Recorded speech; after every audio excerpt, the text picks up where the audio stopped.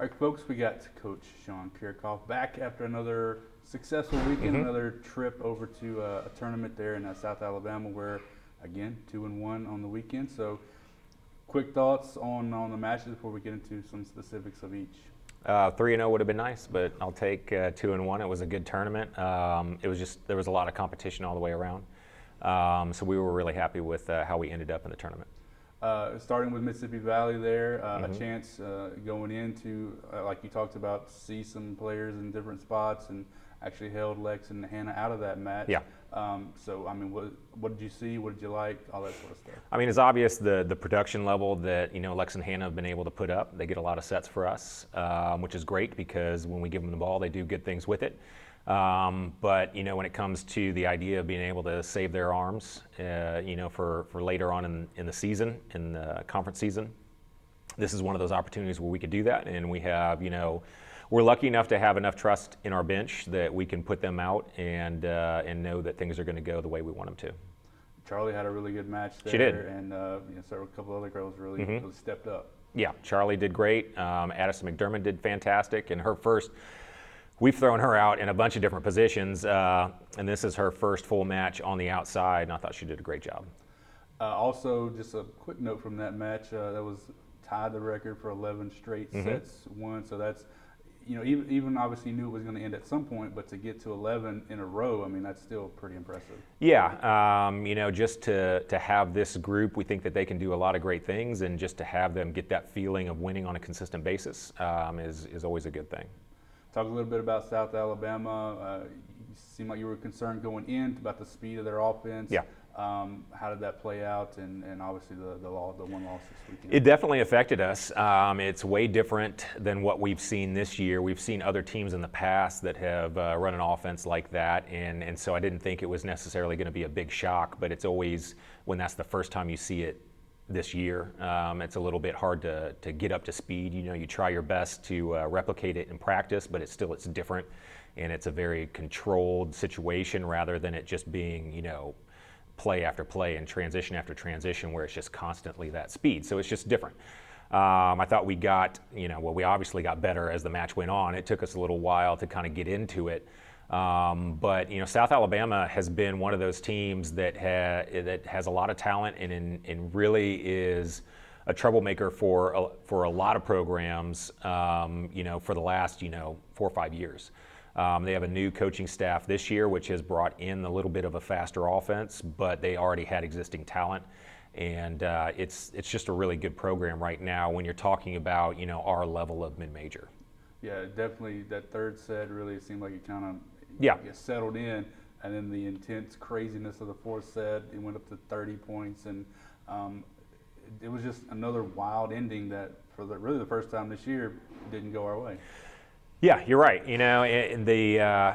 Sets 1 and 2 did not go our way, and in the break, which I really love to see is that the team wanted to talk amongst themselves before I talked to them, which is great, and I wish they would have done that between 1 and 2, but better late than never. But I think we knew what we needed to be doing, and whether it wasn't happening or it wasn't happening on a consistent basis, there's a combination of those two. And they came out in set 3, and really were like, okay, this is not how this match is going to play out, and we played great. And then to South Alabama's credit, like I said, ton of talent and a lot of experience on that team as well, for the most part. And it was a great match, or a great set. So we obviously, from a point standpoint, we ended up playing 5 sets. Just didn't get into that 5th set to give us ourselves a chance to win. But talking to South Alabama, and the next day, everyone was complimentary of us, and just how that match played out. And they're saying, that's the best environment for a home match that they've had, in the last couple seasons. So, I mean, that's great to hear. You still wish that you would have come out, with a W. Because I do, like I said, after the match, I feel if we would have got into that 5th set, I really liked our chances because we've already shown, like you said, that, when we get our backs against the wall when it matters the most, we come out on top. And there's a lot of things we can go back and watch on video to where we can be like, these mistakes should not have happened at the end of the fourth set. South Alabama made some of those mistakes too. So it just, they had 2 points better than us, but it was a great set and a great match. Yeah, absolutely. And then moving into the first match of the day, Saturday, not a crazy fast turnaround, but still something after the intensity of that fourth to get back out on the floor. You probably got there 10-something o'clock or whatever it was and played at 11:30. A little bit of a slow start to Tennessee State, but once you found your groove and your rhythm, really handled your business. Yeah, Tennessee State is much improved. And they also run a fast offense, not quite the speed of South Alabama, but it is fast. And they've got a lot of very similar athletes on their team to where they can give the ball to a bunch of different people across the front row, and they can do something with some good swings and some fast swings. And they're very fast in transition as well. There is no time to say, okay, well, at least now it will start to slow down. They're going to attack you and get on you really quick. And they did that right from the start. They had a quick turnaround as well, but they were ready to go right from point number one. So I give them a ton of credit. And, at least in sets, off the top of my head, sets 1 and 3, I mean, they fought as well as anybody that we've played this year. We got a little bit ahead of them on set 2, but I was really impressed at how they could turn around and just come back and start punching right from the start. And it was a good match. And, we won in 3, but it was a whole lot closer than that. Yeah.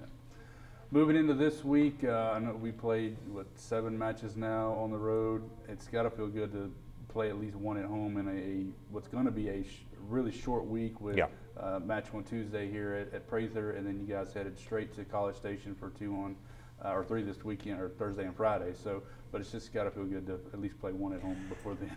Yes, it is. It's a little breather. Well, I don't know if you can say it's a breather because, like you said, it's a really short and compact week. But it will be good to be at home and then get on the road. And this is going to be our toughest tournament. And so just be ready to go. Get out there and fight. Yeah, you got Rio Grande Valley and Texas A&M and Texas State. So, another Power 5 school there in A&M. So it's is it just finding a way to work on the things that you need to work on as we move into and get closer to conference schedule? Right. Rio Grande Valley is really good. They're really good.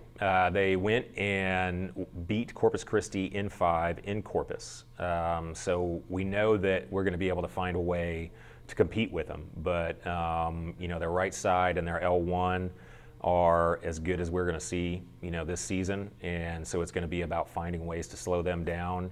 And not allow anybody else on their roster to kind of have a big day.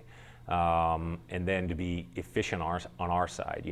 We got compliments this last weekend from both South Alabama and Tennessee State about how consistent we were, which is great to hear, but also sitting on the bench, I'm like, I don't think we're consistent at all. Or we could be better. Is a better way to say that. And so to go out against a good team that we know that has talent, but is still a team that we know we can compete with because Corpus took them to 5. It's going to come down to that consistency. And then the other 2 are going to be tough. Texas State has a losing record early, but they're playing big teams and they're playing great volleyball. It's just they're against USC, UCLA. Teams like that.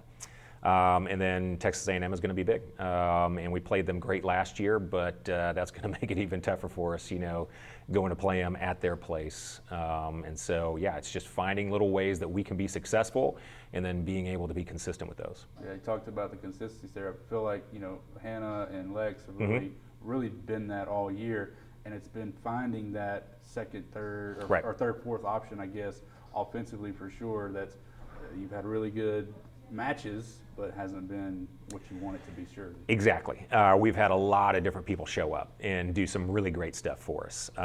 Courtney Seaton has been fantastic. Derry Williams has been good. Reagan Lee has shown up and had some great hitting percentages for matches, but to be able to get 1 or 2 of those on a little bit more of a consistent basis is what is going to really be the reason or how we're going to know how good we can be this year. All right, Coach. Well, appreciate you again this week. Looking forward to, like I said, a lot of matches in a short amount of time, but moving forward and getting closer to that conference schedule. Great, thank you.